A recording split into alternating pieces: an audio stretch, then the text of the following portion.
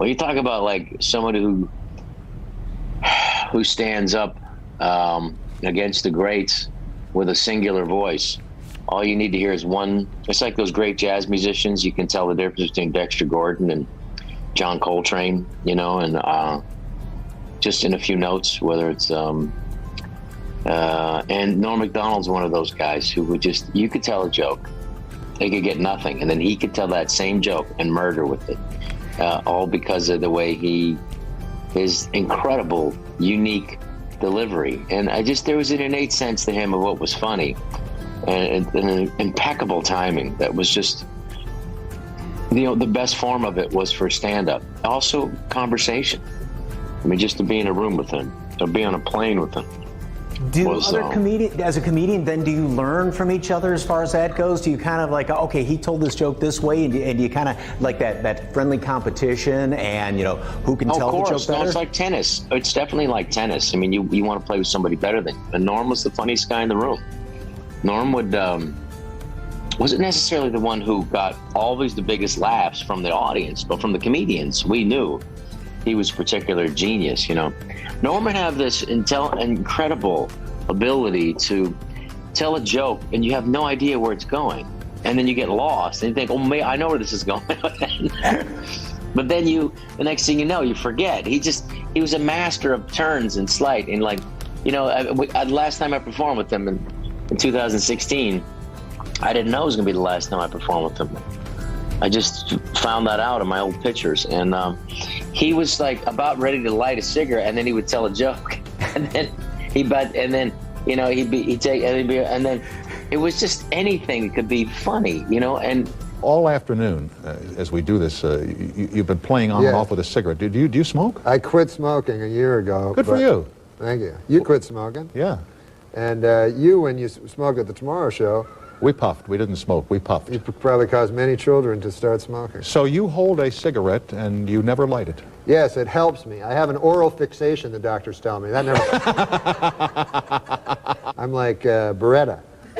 Like he did this thing about like this joke, which I just thought it's just genius. He said, you ever find yourself in the middle of a lie and you realize, wait a minute, there's no possible way that I could benefit from this lie. Why am I lying? Like, hey, you see the new Star Wars movie? Yeah. And that's the joke. I'm trying to become a better person. Try not to lie as much as I used to. You know, you ever lie for no reason, you know? Usually there's a purpose to your lies, but sometimes, you know, just a big lie will spill out of your evil head there. You know, you don't even know why, you know, like, a guy will come up to you and go, hey, you ever see that movie with Meryl Streep and the horse? Then you go, yes. Then in the back of your head, you go, what the hell am I lying about over here? I stand to gain nothing by this lie. The hell am I thinking back here in my head? It's the timing, it's the idea, it's the pause, it's the kind of, you know, he was very proud of the fact that he would always play, you know, he was the smartest guy in the room too, the most well-read, you know, and maybe I would read one book on an author. He read them all. Yeah. And, but he always said, you know, these guys are trying to play more than you. The audience don't like that. They don't like that. They want somebody that, like, you know, Charlie Chaplin was the biggest star in the world because he was less than everybody else. He said, look, you know, look at that guy. Yeah, my life's tough, but look at that guy. And he's right. Yeah. And that was a big influence on me. But I will perform this weekend. I was thinking about not coming out. Just like, but I don't know. Norm wouldn't want that. I'm going to go perform and dedicate it to Norm, and I'll do some of Norm's jokes. You know, really smart. You know, he was like a math genius, and he was extremely bright. So one time we were doing a show in Biloxi, Mississippi, and I'm not like him at all. Except if you say to me like, you can't say that or talk about a certain thing or don't say that, I'm like, well, now I have to. It's just kind of your instinct as a comic to bug people. Yes. You know, right? Like, don't do that. It really bothers me. And then you're kind of a jerk, and they're like, oh, you mean like this? So so we were doing a show, and I opened for him I did about, I guess, 15 minutes or 20. Then he headlined, but it was for a what do you call it?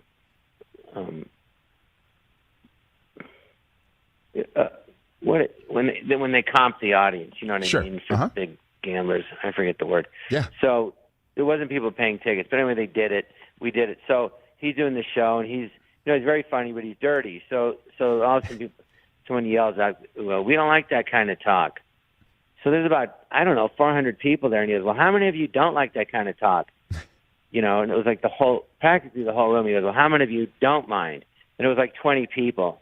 So he goes, or 10 people. He goes, "Well, I'd hate to disappoint those 10 people because the rest of you don't like it." And then he just got dirtier. You know? And I'm just like crying, laughing, you know, because the audience wasn't even laughing, but he just, you know, and that was a typical him. As you can see, he has wavy hair. It's waving goodbye on account he's going bald. I remember the joke was like, your face looks like cauliflower, you know, like you look so ugly, your face looks like cauliflower. And then people would laugh, and Bob was laughing hysterically because, yeah, like a cauliflower. No, the audience wasn't laughing at all. No. Yeah. They put in laughs afterwards, but I was there on stage. No, but Bob has a beautiful face like a flower. Yeah, cauliflower.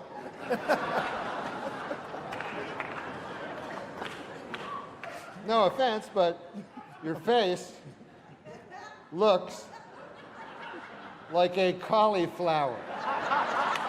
I mean, I was there. I'm like dying laughing, you know. Yeah, I was there for the ESPY Awards when he hosted. And a lot of ESPN executives were white-knuckling his monologue the entire time. And when he told the joke about Charles Woodson winning the Heisman Trophy. Great, man. He became the first defensive player to win the Heisman Trophy. And congratulations, Charles. That is something that no one can ever take away from you. Unless you kill your wife and a waiter, in which case... all bets are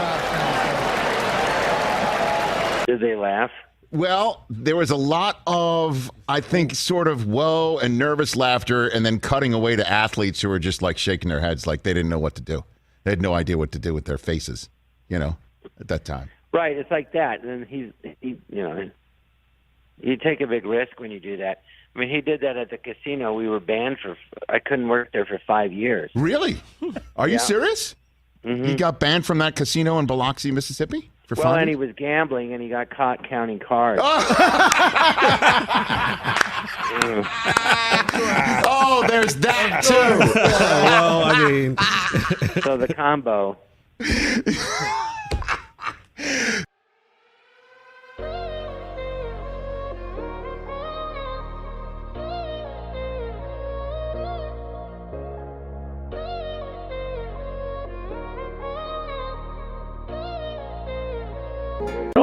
It was like he was kind of like the Bob Dylan of comedy. He was doing lyrics and words and phrases that nobody else in comedy was using.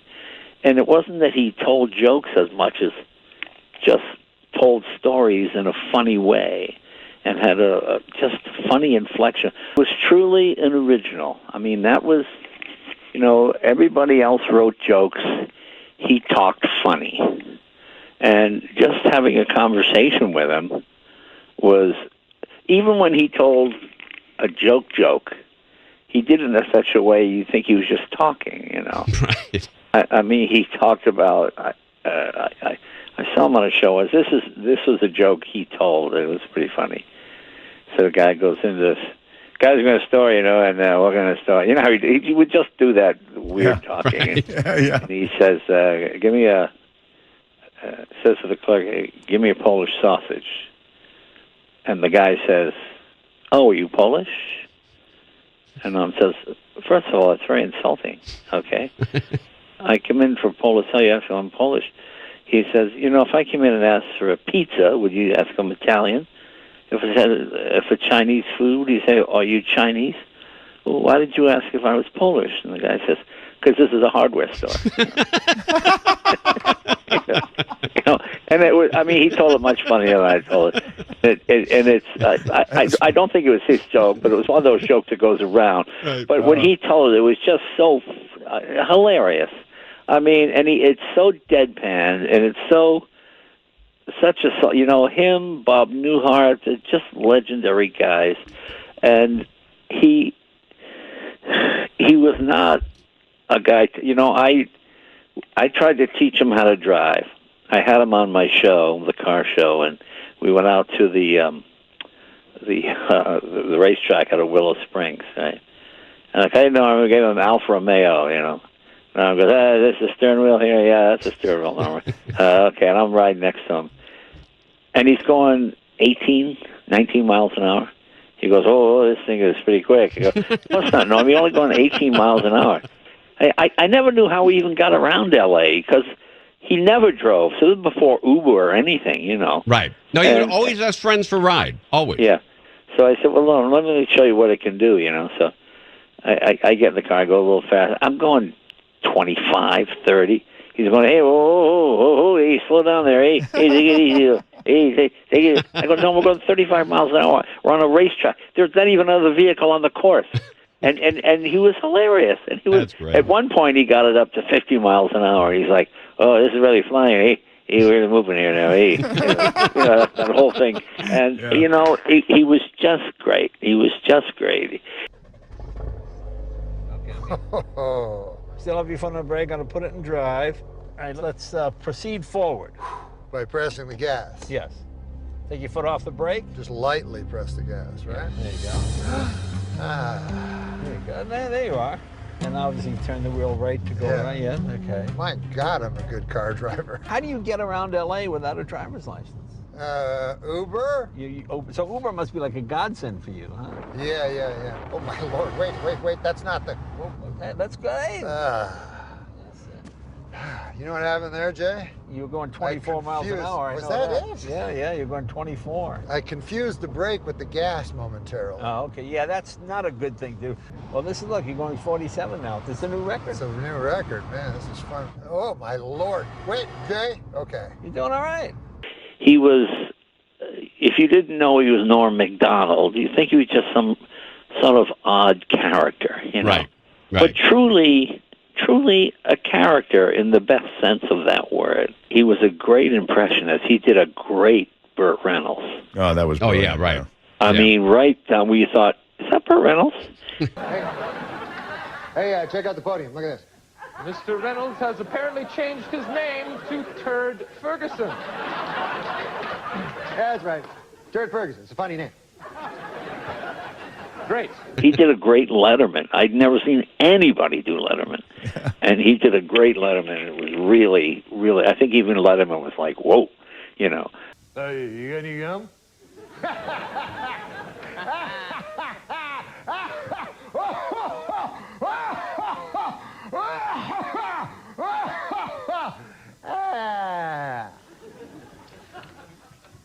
Crunch. No, he was. Yeah, he was a. Yeah, I'd forgotten about that. He did Letterman, and they did a whole send up on of Letterman on that. The saddest part of it, he's one of those guys. You just couldn't wait for him to become a cranky old man because he was a cranky young man, Right. And Norm was one of those guys you just wanted to live forever, just because. As a cranky young man, it was funny. As a cranky old man, it would be perfectly in character, And he could really then get away with anything because he was an old guy, Absolutely. Well, are you still Canadian, or did you renounce that after 9/11? What? 9/11. Remember what happened? You remember 9/11? Yeah, Which it one? rings a bell. Yeah, which one? The one in 1911? No, the one where the plane. Where they took down the towers? Yeah, all the stories came crashing down. A lot like when we tried to write on the Norm Show. We couldn't. We tried to write stories and they'd all come crashing down. You know, I'm old enough to remember back to simpler, more innocent times when the worst thing you'd hear about the news was hijacked jetliners flying into buildings. Oh, now, Gilbert, you're going to get into trouble again. It takes forever, not forever, but it takes years of training to get a pilot's license. But it only takes a couple of minutes to steal a pilot's jacket and hat.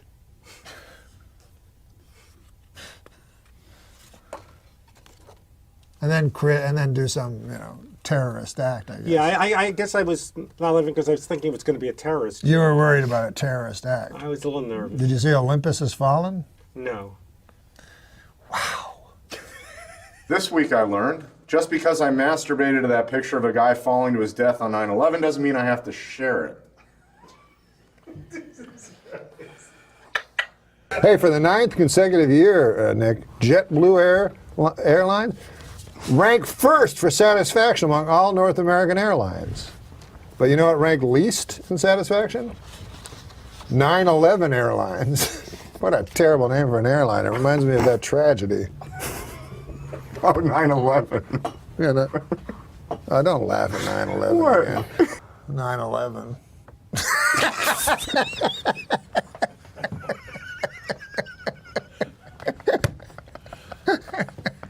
I tried to tell him not to laugh. Adam. I know. I walked through blood and bones in the streets of Manhattan trying to find my brother. Jesus. Yeah, he was in northern Canada.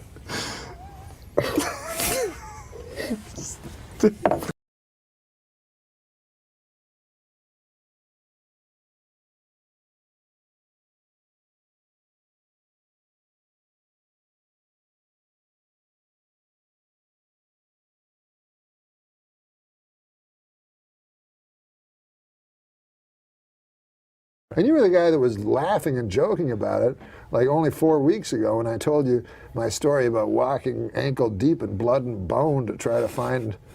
Well, that's different. That was kind of funny. Yeah, that does sound funny. Yeah, right? I was in New York. Blood and bone everywhere. You were This is fine. This is fine for a fella that during 9/11, was in Costa Rica partying with his friends.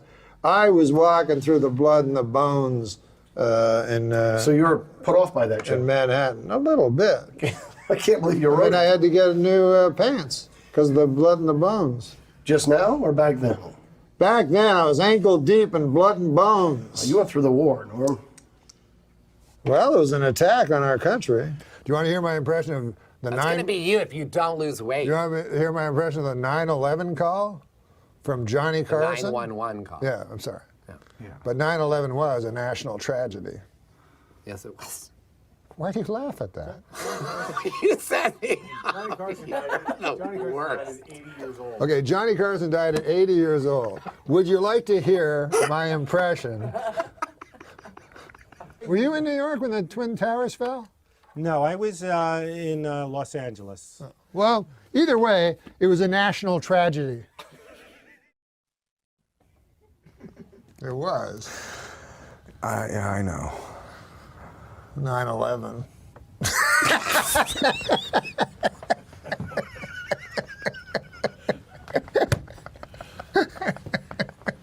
We're going to go to hell. Lady I saw you with last night.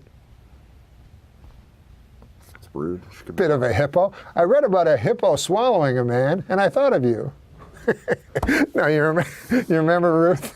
You remember Ruth? His girlfriend is a wonderful kitchen butt. Remember Ruth? Yeah. Dr. Ruth? Nah, he went out with this big fat hog named Ruth. And listen, it's not sexist in any way. It's not sexist. No, The whole family. The whole family. Ruth's family? Or Oh his... my God! They may as well live in a sty. Okay. Because not only, they were obese, the whole family. Sure.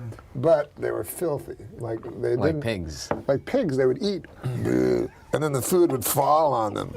And it always. The father, I remember, like his gut was way up. And you know the and the skinny arms like a He would just pterodactyl. eat off of his yeah, own gut. all the time. Yeah. Mwah, mwah. And then a big fat Ruth there with this fucking guy. and she'd always sit on his knee. Whatever. I don't even want to get into it. This is when you were drinking heavily. I mean, it's just rude. No, I know. I mean, I'm not saying that her. Listen, people have girth issues. Yeah. I mean, I think it was It's the inherent. PC I mean, it was version. just. Yeah, I mean, I try to be. Girth issues. Yeah, it was. Yeah, it was Jean's issue. I mean, I don't think she could really help it. Oh yeah, no, it was all genetic. Her genes were not flattering. Her her genes caused her to buy a lot of fucking pastry. I'll tell you that. No, but she was a nice lady, you know. Yeah, really nice lady. But spiteful. Really? She Spiteful? sounds great. Yeah. She was nice. She was nice, but she was horribly spiteful and horribly obese. Yeah, she was mostly known for her spite. Like if you got to know her. No. Yeah. You have to be really spiteful to have that beard. Absolutely. I knew her for 3 months. I didn't even see a fat person anymore. Just pure spite. Spite. That's a compliment to some fat people, though. I guess. Had you said that to her, I don't even see fat when I'm around you anymore. I just see spite. No, she was. One time I she tried helped to. me through a dark time. Yeah. One time I tried to drive her around her and I ran out of gas. All right, I don't want to say she was enough, spiteful, man. but She could be watching, man. I don't want to say she was spiteful, but one time she got on the scale and said, "Please, one at a time." I mean, this lady was spiteful. She was a big girl. That's spite. Why was she spiteful in that analogy? Getting on the scale. Well, the scale was spiteful in that. Well, that's true. Maybe it's the scale that was. One time, she was so spiteful, she was swimming in the ocean. A helicopter fucking radioed down for landing instructions. I mean, she was a little spiteful. No, it's just God a bless euphemism. Ruth. God bless Ruth. God bless Ruth. She was named after the biblical figure Ruth, which covers both of our religions. Thank the you. The book of Ruth was in the Old Testament. The book of Ruth? Is that really a book? You're not familiar with the book of Ruth? No. Do you know the book of Ruth? No, but every time you talk about Ruth, you always refer to the chapter of Jonah. Oh, that's true, yeah. The whale. Yeah, that's my little joke. And it's not a whale, it's a big fish. Jonah? Yeah, it wasn't really a whale. It was referred to as a big fish, and then people thought That's less whale. offensive. I don't even think a whale's a fish, is it, Steve O'Donnell? It's a mammal. It's a mammal. Yeah. What is a mammal? What's a seal? It's not mutually exclusive. I mean, you can be a seal whale has to and a breathe air, right? Yeah. So it always has to have That's its a mouth mammal. near the ocean? Like, what happens in the ocean? What happens to us in the ocean? We drown and die. That if you do it wrong, if you think you're not a mammal. But a seal, though, does it just hang around the how does it get up? How do they get up on those buoys? It's a shimmy. They're shimmy. They must be just pure muscle, the way Ruth's pure spite. Yeah. All right. Pure blubber. Okay, you know. No, what? He's going out with a nice girl now, though. No, she dumped me. Oh, that's right. I'm sorry. Wow. Yeah. Well, husbandry. Oh, no, that was your hobby. No, but you fucking animal. No, I'm kidding you, man. I'm kidding you. You're an ordinary guy. Let me ask you here, and I saw this, and you were never funnier when you hosted the show here recently, last couple of months. Oh, yeah, you were very, very funny. As you said at the time, if I wasn't funny then, how could I be funny now? Yeah, right, and then you went on to demonstrate. In any event, I want to take a look at the moment when after you'd gotten you lost your job at Saturday Night Live, they then invited you back on to host 18 months later, right? Yeah, it was odd. Yeah, and you were kind of musing on stage in your introduction about what had happened since you obviously weren't funny enough to be on the show, but now you're suddenly funny enough to host the show, and this was your explanation. I was ruminating. You were ruminating. Let's take a look at your explanation. Then it occurred to me, I haven't gotten funnier. The show has gotten really bad.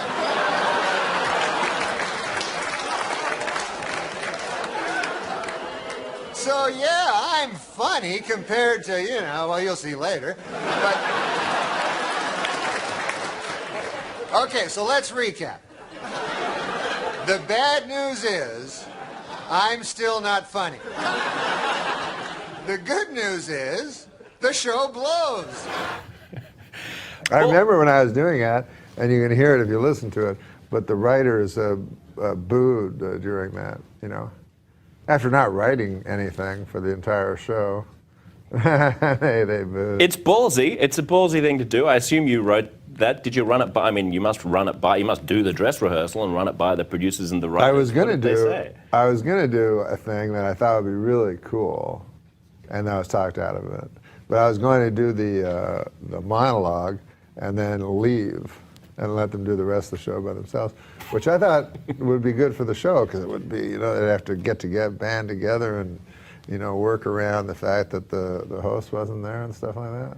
This was, of course, in a period when Letterman had also, he still hadn't gotten over the fact that he'd been fired by NBC, and hadn't gotten the Tonight Show right. And you went on Letterman, and I still remember seeing this. He was just fired up with anger and fury on your behalf at the pinheads at NBC. What did that mean to have Letterman at your back? Oh, Letterman was so kind to me. Yeah, one thing about being fired was like a lot of cool guys I really loved, mostly Letterman, you know, he's my favorite guy ever. But Letterman and Stern and Gary Shannon and all these, Chevy and all these guys like jumped to my defense, which was really nice. But especially David Letterman, because he was the reason I got into stand-up, and he's the reason that I love comedy so much. I was asking you about the driving thing, because Norm doesn't drive. We learned that last time. And then I was listening to the Howard Stern show the other day, and I heard Artie Lang telling another story about Norm, which I thought was really funny and worth telling here. Again, I heard this on Howard's Sirius radio show. Artie was saying about how, I didn't know that you got fired from Saturday Night Live. Yeah. Mm-hmm. I thought it was just like, you know, cast member decided, oh, you know, I'm going to go do other things. No, I got fired. You got fired because they said, what? It was like, they say, like, you say that they told you weren't funny enough. Yeah. And then the show really started to suck, right? And this is like when SNL went through like its most unfunny period.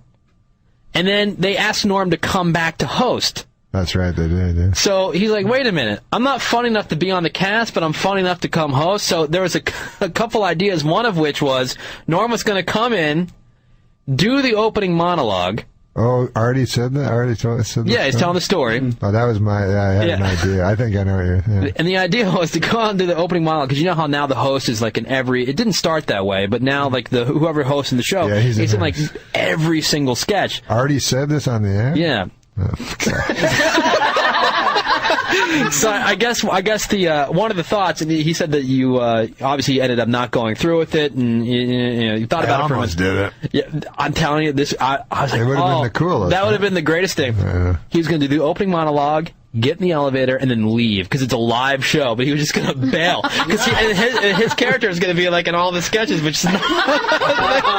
I thought it would be actually good for the show, because it would make the show exciting after I left. They'd all be scrambling and figuring it out. Yeah.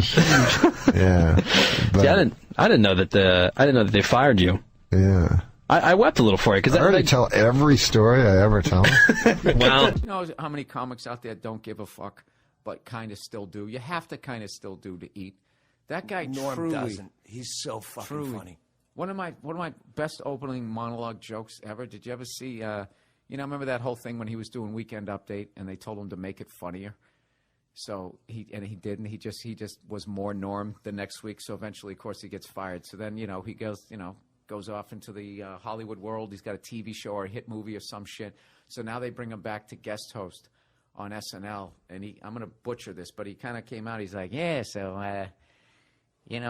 people know I got fired from this show. So now they got me back hosting, which means either I got a lot funnier or this show sucks. That's what he opened up with. And I know that wasn't approved. Sorry for the bad Norm. I'll have Jay Moore on to make up for it. That was a great Norm. And come to think of it, I got addicted to you. Oh, no, no, no. And come to think of it, I need somebody like you. Oh, no, no, no. I need someone like you.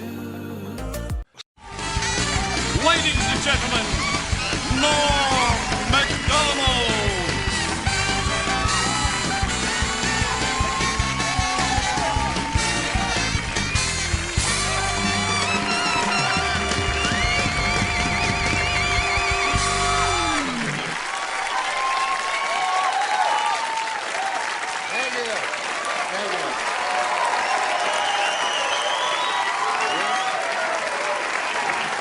Thank you very much. You're very kind. You know, what's that?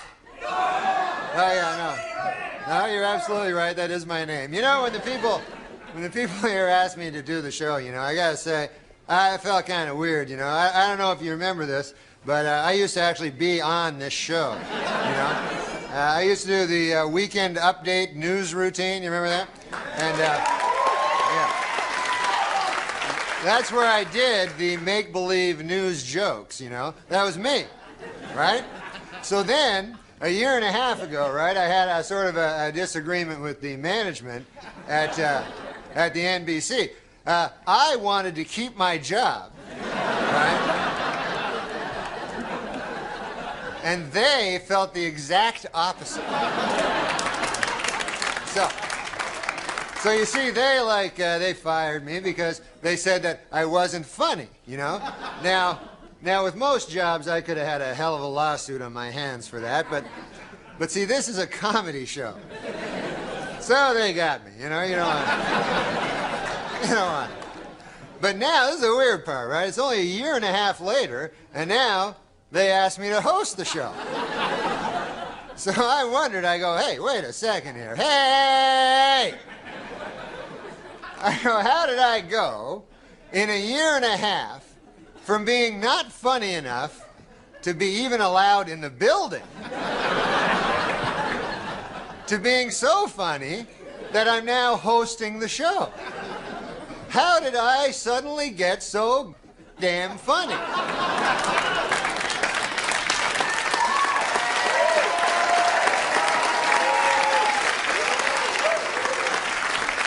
It was inexplicable to me, because a year and a half, let's face it, is not enough time for a dude to learn how to be funny.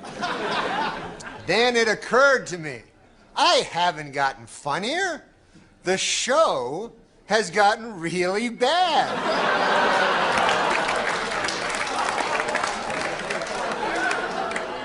So yeah, I'm funny compared to, you know, well, you'll see later. But okay, so let's recap. The bad news is, I'm still not funny. The good news is, the show blows. All right, folks, we got a bad show for you tonight. Dr. Dre, Snoop Doggy Dogg, and Eminem are here. We'll be right back. When I first met you and I saw you, I was like, oh, he's doing like a Jerry Norm thing. Yeah, completely. Seinfeld and Norm. I think Attell and Dangerfield were my... Yes. Every comic you'd see, Joe Mackey was like Hedberg and Eugene Merman. Wow. You could always see who people were kind of influenced by in their first couple years. And for you, it was Norm Macdonald. I still remember when he made it to the finals on Who Wants to Be a Millionaire. He made it to the $1 million question, and he bailed because it was for charity. But it turned out he knew the right answer. So this is a guy who, by all accounts, was like self-educated. Yeah. And made it that far. I mean, tell me what you want to do. I think Pinehurst is too obvious, so I guess I will say what's the matter? Greenbrier. What are you making that face for? I'm scared to death. Okay, I'll just give it $500,000. All right. What do you think? I have no idea. I said my guess. Did you say Greenbrier? Yeah. You would have won $1 million, but really one of the best comedy minds of all time. I remember Colin Quinn told me a story once that, you know, one of my favorite musicians ever, Leonard Cohen, being a Canadian, would go see Norm Macdonald play. Whoa. And Norm was like, who's this guy? Who's this old guy? He didn't care that Leonard Cohen was a Norm Macdonald fan. Wow. Unbelievable. Not just his stand-up, but I mean, an edgy, underappreciated Weekend Update anchor. Oh, the best. Easily the best Weekend guy. And I believe he followed Kevin Nealon, who I thought was great as well. Nealon was great. Yeah, different type of anchor. Yeah, Dennis Miller was always like lauded as the best one, and then I feel like Norm kind of took it over. Well, Norm was our guy. It's almost like people were like, I'm a Letterman guy, and then we're like, well, we're Conan guys. Right. That's kind of what Norm was. Remember, he did a bit that defended Tiger Woods that I thought was hilarious on the show, and the bit was basically like, how many... Well, he's like, yeah, he cheated, but think about how many women hit on him. Like he goes, how many women hit on you in this many years? He goes, 1 in 10 years. He goes, Tiger had like this many hundred, he only slept with this many. Right. And he did the math. He goes, he's more faithful than you are. That's a great angle for a bit. Angle. Also, Tiger is different than you and me. Now, how many chances do we have in our life to commit adultery? Maybe 10. So if we stray once, it's not even 10. We just think it's 10. If we stray once, that's 10%. Now, Tiger may have had sex with 50 or 60 girls, but what about the 3 million he could have but didn't? You got to factor those gals in. Then that makes the percentage 0.000000006, which statistically is 0. So, from a strictly mathematical standpoint, Tiger Woods is the most faithful man who has ever lived.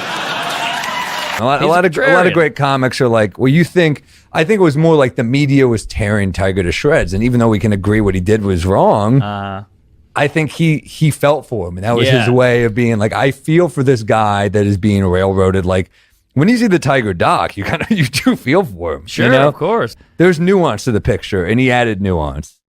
That's what I think. That's what I took from the bit. He was a true comic legend. I mean, so many comics revered him. He was a comics comic, and it's rare for those guys to break through and have the mainstream success that Norm had. But he really did. You know. Yeah. He had a lot of failed pilots, but he kept getting the pilots because I think he was one of those guys. I think even the suits were like, nah, he's good. Like, he had that kind of pure, tall, good-looking guy. Great observational, could work clean. Kind of had all the tools of what a mega star stand-up should have, but he was just so dry and such a disruptor, that would get in the way sometimes. But, totally. You know.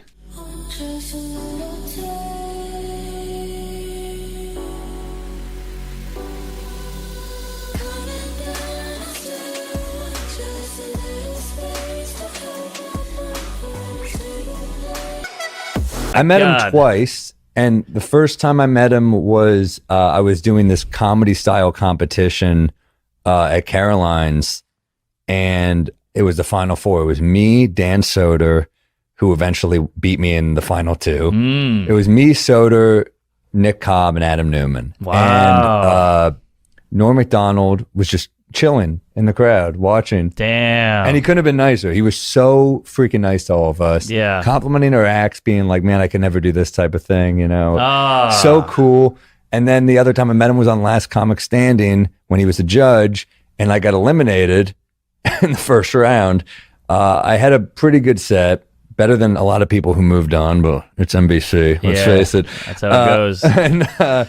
But I remember I had one joke that Norm singled out and goes, that joke is gold. And that to me was like, it was, to me, I didn't even feel that bad. I got locked off because I was like, Norm Macdonald, who is the judge that I connected to his work the most. It was Roseanne and Keenan. I connect to Roseanne's politics, of course. But but it was Roseanne and Keenan Ivory Wayans. And like, obviously I love In Living Color, but Norm, I'm a comic. Norm was the guy I connected with. And the joke he loved was I said, you know, my last girlfriend was a hoarder and she broke up with me, which stings extra hard. I'm like the one thing she can get rid of. And he said he loved that joke. And then I got Keenan kind of digged me in the last comic thing. He said, I like some of your jokes, but not all of them. And I said, well, I loved all your scary movie films. And it got a huge laugh. And he said, I only did the first two. And I was like, all right. I remember I saw Norm in the food. He couldn't let it pass. He couldn't take the L on that one. I knew I was out after that. Right. And then I'm walking through the thing. It was like a break. I guess they were taking a break, the paid audience. And I see Norm and he goes, I really like that you dug it. Oh. So that was a special moment. He's the real deal. He really is. Yeah, I think he could tell. And I said I met you once at Caroline's, and I told him I really like it. Today, the list of kind words goes on, and today we are joined by his friend and former co-star, actor Daryl Hammond. Hi, Daryl. Thanks for joining us today. Hey there. Good morning. How are you? Okay. Well, Daryl, you took to Twitter in the wake of this news, writing, R.I.P. my dazzling friend. There was no one funnier than Norm. Hardest I ever laughed was with him. I will miss you and your friendship. so many people are talking about him and his work in the industry, but you actually knew him personally. So can you tell us just a bit of what it was like being his friend? Yeah, you didn't think of it like him at the time as like it was like anything special because he was such a no frills kind of a guy. I mean, he wasn't seeking fame and he wasn't seeking fortune or power. He just was living his life trying to be funny, and it seemed so unremarkable at the time. It was just Norm being funny and being him, which was thought is formed on the way out, and you just say exactly what you think immediately. And sometimes it lands with favor, and sometimes it doesn't. Yeah, take me into one of your biggest belly laughs with Norm. Yes. If you can. I mean, the thing is that I know him. I can think of some professional stuff that was really funny, but personal stuff and people that were in his life probably is some of those stories I shouldn't tell because it involves other famous people. But you know what I mean? Okay, take me to a professional one then. What was one of your favorite on-camera Norm moments? Well, my favorite on-camera Norm moment was when he was doing Burt Reynolds, in Celebrity Jeopardy and refused to answer to that name when Alex Trebek referred to him because he had changed his name to Turd Ferguson. Burt Reynolds. That's not my name. Okay. Turd Ferguson. He wore that giant hat. Yeah, what do you want? I'll put that up there with my favorite moments ever on stage at SNL. Hilarious. I'll put that up there with the cowbell sketch. It was hard to stand next to him and not just become an audience member, That was sort of the way he was. You didn't want to be in the sketch anymore. You wanted to watch the sketch. You wanted to watch him do his thing, Yeah, a lot of people having to deal with breaking during that sketch. Yeah. Yeah, you really tried hard not to break. And I just wished I could walk off to the left about 10 or 20 feet and stand there with everyone else on the floor, people standing around. I wanted to join them and just watch Turd Ferguson do his thing. Oh man. And what was he like?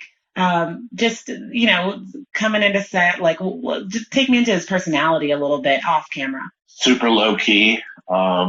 He would be over talking to the key grip or talking to the nurses. He was always talking. He was very interested in people. And he was very curious about people and very engaged with everyone from techies and camera operators. Oh, and then Elle McPherson walks by and he says hi to her. You know what I mean? Yeah. He was utterly himself and he didn't know how to be other than that. Sean Connery has set a new Jeopardy record with negative $230,000. You think you're pretty smart, don't you, Trebek? What with your dago mustache and your greasy hair? Look, what did I just say about ethnic slurs? And finally, back again, Burt Reynolds in a commanding lead with $14. Hey, check out the podium. Look at this. Mr. Reynolds has apparently changed his name to Turd Ferguson. Yeah, that's right. Turd Ferguson. It's a funny name. Great. Mr. Reynolds, it's still your board. Yeah, well, why don't you give me ape tit for 200? It's not ape tit.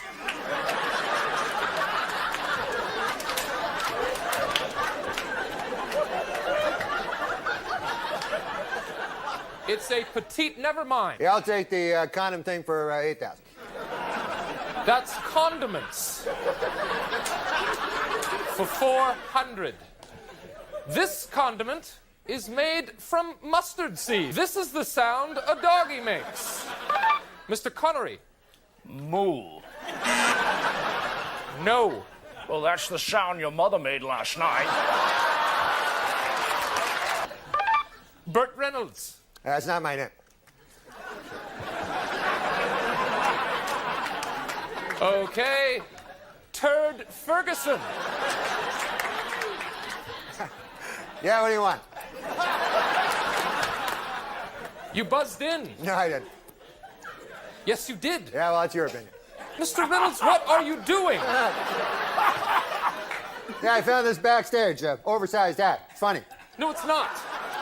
Sure it is. it's funny. It's funny because it's bigger than a normal hat. I see that. Get back to your podium. Yeah, I see it. Go back to your podium. It's not funny. Suck it, Trebek.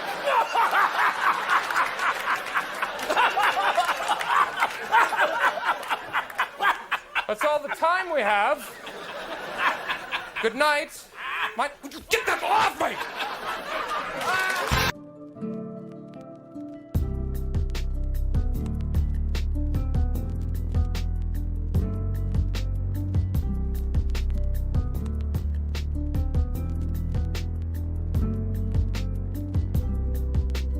Daryl, not many people knew about Norm's battle with cancer. Did the news of his death come as a shock to you as well? Yeah. I was still seeing his name on billboards and stuff and seeing his name online. And I was even talking with him not so very long ago about doing my podcast. And I never really pursued it aggressively because it didn't seem right to have like a friend on the podcast, like someone that you hung out with and knew in a different context. Mm-hmm. I don't know. I feel like I would just like to stay friends. Wow. And it sounds like he was himself to the end. Can you just take me, you mentioned it, but can you take me into a little bit of when you last got to talk to him and just kind of spend some time, even if it was just on the phone? I think the last time I spoke with him at real length, like, the in-depth kind of conversation you would want to have with somebody, was after he took over as Colonel Sanders, which was a huge, it sounds paltry now, but it was a big job. And I loved it. And KFC replaced me with him. And so the interesting part about him was he should have been on this big victory lap. Yeah. Incredibly great job. And he was going on the air and talking to people like that the KFC should have replaced me because I was the best one. He was more concerned. You can't fake that. Like, concern for your brother or, more than yourself. You can't fake that stuff. He was saying that to them, and everyone was like, yeah, I got to take the job. It's a great job. But he was better. And, Wow. Right? Like, he's like, that's great. Yeah, it's like, I kind of feel bad about it because he's much better at this than me. And none of this makes any sense to me at all. And the truth is he was a great Colonel Sanders, and as I knew he would be, he was really fun to watch. Well, it sounds like any character he stepped into, he owned it. He was bringing the electricity, yeah.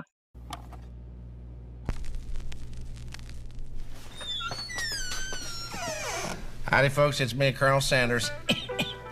I've been gone for a while, and boy, howdy, have things changed. Nowadays, you got your International Space Station, your double-sided tape, your cargo pants. You seen these pants? That's too many pockets. But what you don't always seem to have these days is my Kentucky Fried Chicken. Well, I'm here to change that, folks.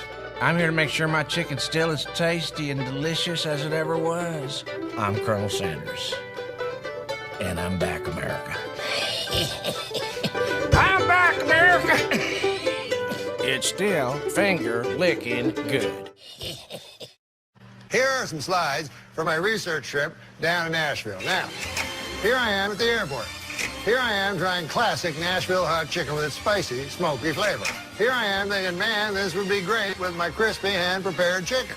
Here I am writing down the recipe. And here I am with KFC's new Nashville hot chicken. Straight from Nashville for a limited time only.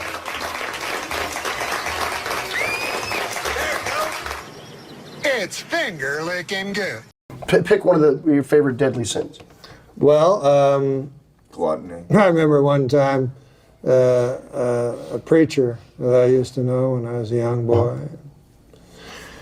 And he said, he always driving his bicycle, here and there and here again. Always driving his bicycle. So, what's going on? I was going to tell you a story. I know, but it has to do with this. Okay. And he's a good man, pious man. And one day, his bicycle went missing. So my daddy I said to him, Bert, that was his name. We weren't Catholic, you know, he used to call the preacher by his first name. Bert, I think I know how to find out who stole your bicycle. How would I do it? When you're talking, when you're doing your sermon next week, you just go through the 10 Commandments. You just go through the 10 Commandments from 1 to 10. And when you hit number 8, thou shalt not steal, you look at the congregation and you'll see somebody, doing this here, you know, fiddling with his glasses. That's your thief. I'll do it, Bert says. So my daddy told me that story, and I was really hankering to see that speech that Bert was going to say that day. So he goes through the 10 Commandments. Starts from 1 right down to 10. Now he gets to 8 and speeds right through it. Speeds right through 8. My daddy said, "What the hell?" So afterwards, you get outside. Bert, what in earth happened? Number 8 was the one you were supposed to go. You know, why'd you speed through it? Bert says, "Well, I'll tell you why. When I came to number 7 in the 10 Commandments, thou shalt not commit adultery.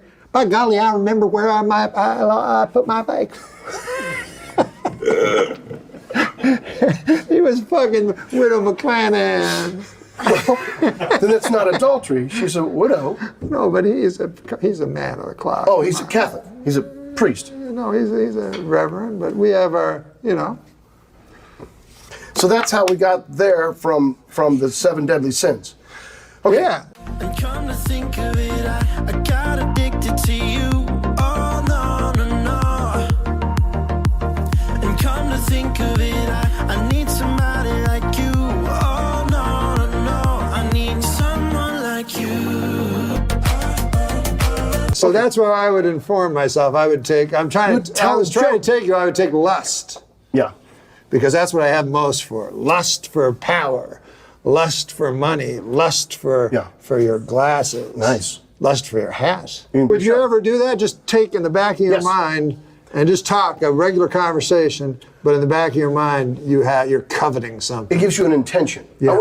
I can't remember if I've ever used covet, but it gives you an intention to play. Yeah. Because in improvisation, you're always, you don't have a script. No. And all you have to do is listen to what the other person said, but it gives you a point of view. So it helps drive the scene forward. It's like having a secret. Would you suggest this for any actor improvisational classes? Sure. Yeah. I think it's wonderful. Good stage muscle. Yeah. Yeah. Yeah, because I did stand up, and it's kind of the opposite. It's you know what I mean. You're talking to the audience. You don't have anybody to talk to. You kind of have the audience. You're just keeping them at bay. You know what I mean? You don't feel like you're in communion with the audience when you're doing stand up? Well, now I do because I just speak to the audience. But before that, no. It's I mean, if you do a Second City show and 3 minutes, 4 minutes go by without a laugh, that's okay. On stage doing stand-up, that ain't okay. Not okay, unless you're telling a really interesting story. Yeah. Or a nice joke about a preacher. Goddamn, who doesn't like them preachers?